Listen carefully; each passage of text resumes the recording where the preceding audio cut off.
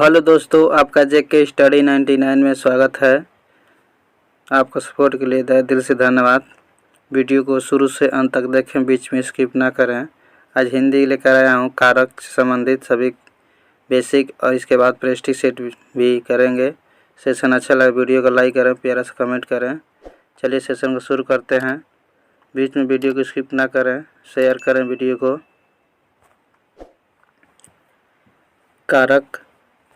कारक देखेंगे। जो क्रिया की उत्पत्ति में सहायक हो उसे कारक कहा जाता है। जैसे कृष्ण ने पांडवों से कौरवों का नाश करवा दिया। ठीक उसी प्रकार कारक के मुख्य भेद 6 माने जाते हैं। कौन कौन से हैं सभी देखेंगे बेसिक से। वीडियो में शुरू से अंत तक बने रहें। कर्ता कारक होता है एक कर्म कारक और करण कारक, एक संप्रदान, अधिकरण, अपदान, संबोधन होते हैं। सभी टोटल 6 होते हैं। संस्कृत में 8 होते हैं। तो हमें हिंदी पढ़ना है। तो हिंदी में देखें कर्ता कारक। क्रिया के करने वाले कर्ता कहते हैं। क्रिया के करने वाले को कर्ता कहते हैं। अतः शब्द के जिस रूप में क्रिया करने वाले को पता चले उसे कर्ता कारक कहते हैं। जैसे लड़का खेल रहा है, सूर्य चमकता है। कर्ता कारक का उदाहरण देखेंगे। जैसे लड़का खेल रहा है, सूर्य चमकता है। नेक्स्ट कर्म कारक। जिस पदार्थ पर कर्ता की क्रिया का फल पड़े, जिस पदार्थ पर कर्ता की क्रिया का फल पड़े उसे कर्म कारक कहते हैं। जैसे राम ने श्याम को पीटा। इस वाक्य में कर्ता राम की क्रिया पीटना का फल श्याम पर पड़ता है, अर्थात यहाँ श्याम पीटा जाता है। अतः यह श्याम को कर्म कहा जाएगा।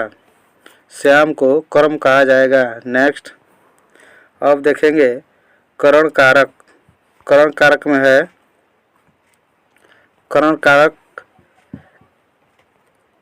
करण साधारण पूर्वक कारक होता है, अतः इस शब्द की सहायता से क्रिया का पार हो जाता है, उसे करण कारक कहते हैं।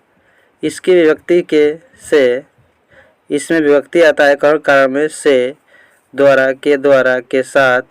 जैसे मोहन चाकू से फल काट रहा है। मोहन ने यह किताब नौकर द्वारा भेजवाई है। ऐसे करण कारक के अंतर्गत आता है से, द्वारा, के साथ। ये सभी के अधिकरण में संबंधित आते हैं। नेक्स्ट संप्रदान कारक देखेंगे। संप्रदान कारक के अंतर्गत जिसके लिए क्रिया की जाती है या जिसे कुछ दिया जाता है उसे संप्रदान कारक कहते हैं। संप्रदान कारक परस्पर का अर्थ होता है कारक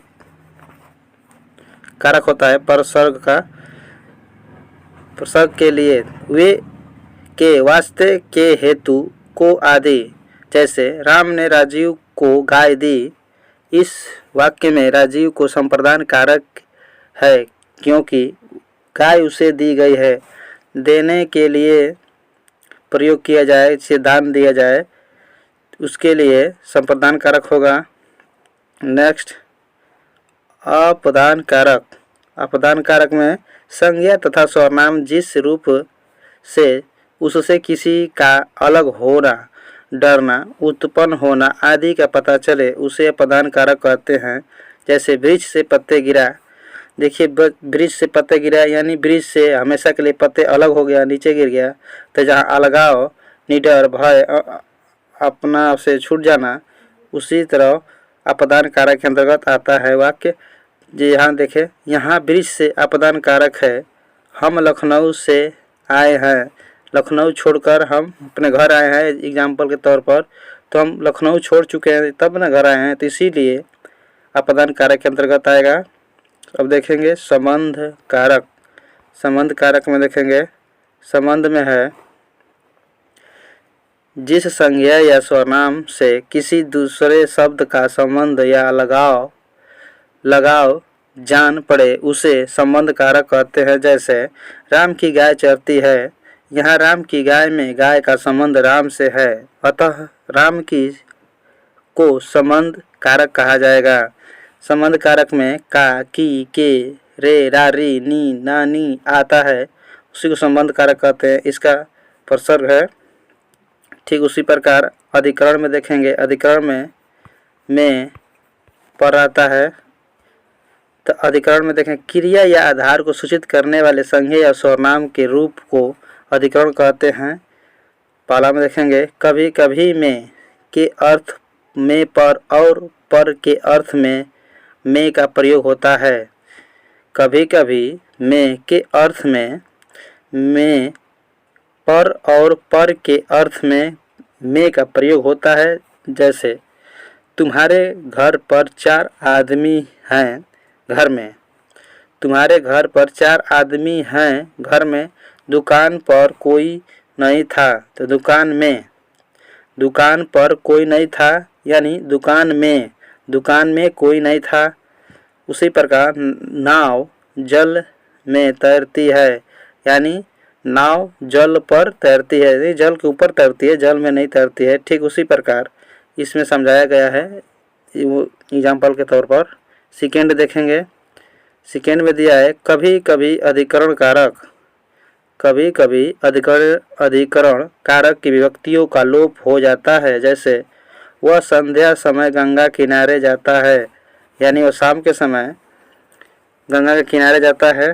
ठीक उसी प्रकार समझेंगे, अधिकरण में आता है, जैसे दिया है वह संध्या के समय में छिप गया है। तो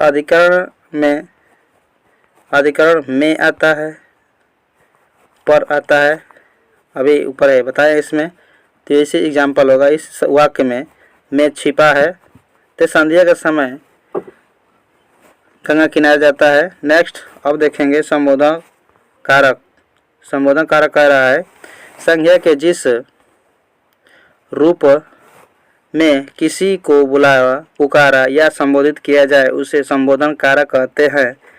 जैसे हे प्रभु, संबोधन का अर्थ है ऐसे रहेगा, जैसे हे राम, तो ऐसे संबोधित रहेगा। देखिए यहाँ पर हे प्रभु संबोधित कर दिया गया, ऐसे प्रतीक होता है संबोधन का। मेरा उद्धार करो, यहाँ हे प्रभु संबोधन कारक है, संबोधन कारक का प्रतीक ये बताए हैं। हे राम संबोधन ऐसे प्रतीक रहेगा। कोई अचानक कह जाए हे राम, हे प्रभु, हाय राम, ऐसे संबंधित और संबोधन कारक के अंतर्गत आते हैं।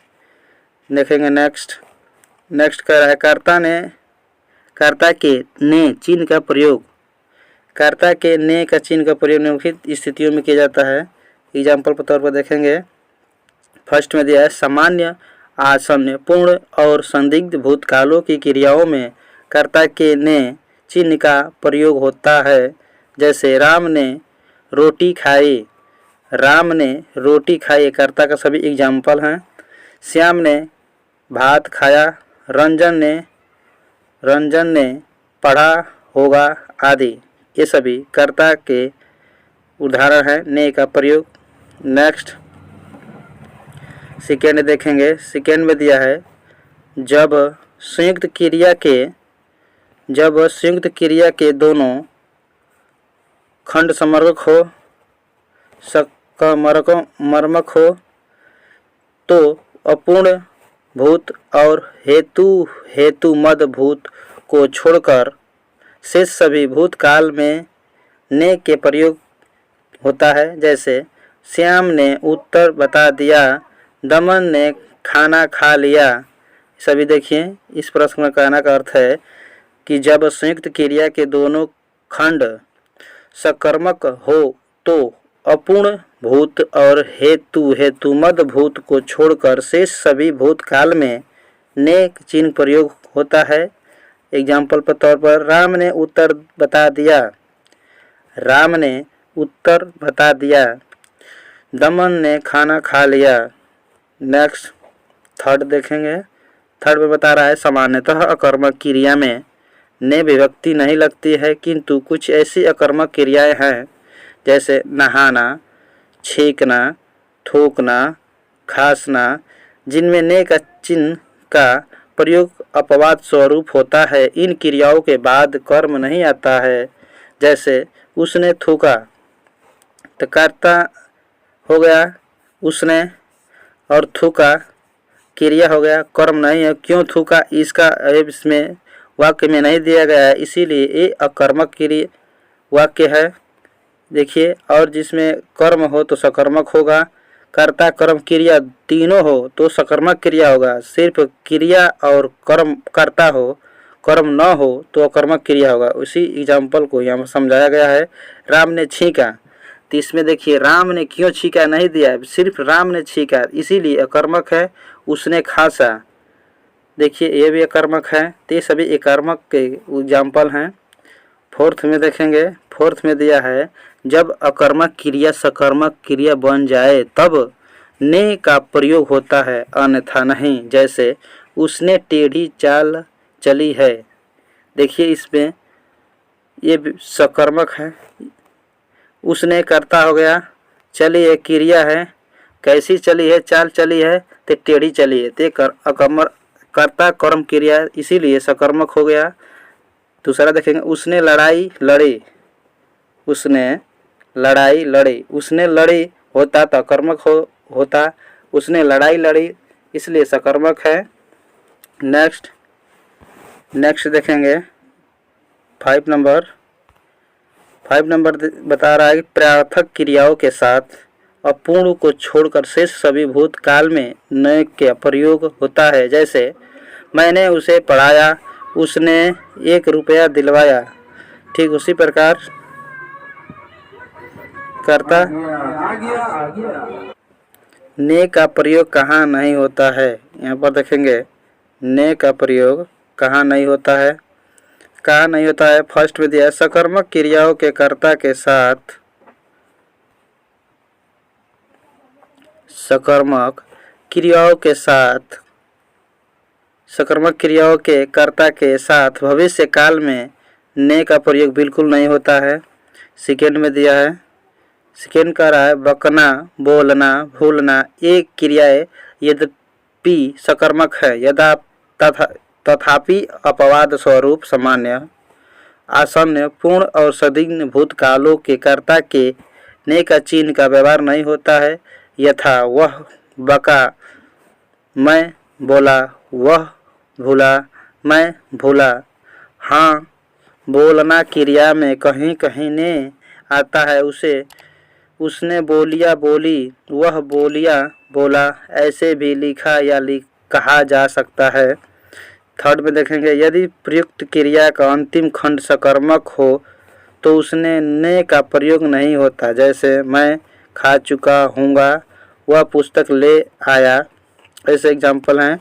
नेक्स्ट अब देखेंगे फोर्थ कह रहा है जिन वाक्यों में लगना, जाना, सकना तथा चूकना सहायक क्रिया आती है उनमें ने का प्रयोग नहीं होता है। जैसे वह खा चुका है, मैं पानी पीने लगा, ऐसे क्रियाओं में नहीं होता है ने का प्रयोग। देखिए जिन वाक्यों में लगना, जाना, सकना तथा चूकना सहायक क्रिया आती हैं उनमें ने का प्रयोग नहीं होता है। जैसे वह खा चुका है, मैं पानी पीने लगा, ऐसे शब्दों में जाना उदा वाक्य में लग रहता है, उसमें प्रयोग नहीं होता है ने। ऐसे सेशन को यहीं तक था। अब आएगा बहुविकल्पी प्रश्न। सेशन अच्छा लगे तो वीडियो को लाइक करें, प्यारा से कमेंट करें। इसके बाद देखेंगे कर्ता के सभी के प्रयोग। यहाँ पर दिया है कर्ता का प्रयोग ने से होता है। कर्म कारक का को से, करण से, संप्रदान को के लिए, अपदान कारक से संप्रदान का की नानी रे के लिए होता है। ठीक उसी प्रकार अधिकरण में देखेंगे, अधिकरण में दिया है, अधिकरण में अपदान से संबंध कारक काकी के अधिकरण में पर संबोधन हे, अरे, अजी, ओ ऐसे संबोधन का प्रयोग ऐसे संबोधित चिन्ह होता है, कहते हैं हे, ऐसे रहेगा राम, तो ऐसे प्रयोग किया जाता है। तो कारक कितने होते हैं संबोधन और 8 इसमें दिया है। शुरू में 6 दिया था मुक्त, 2 बढ़ जाते हैं। सेशन अच्छा लगे वीडियो को लाइक करें, प्यारा सा कमेंट करें।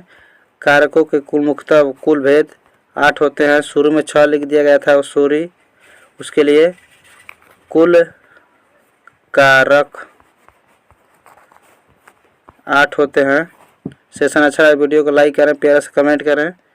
जय हिंद, जय भारत।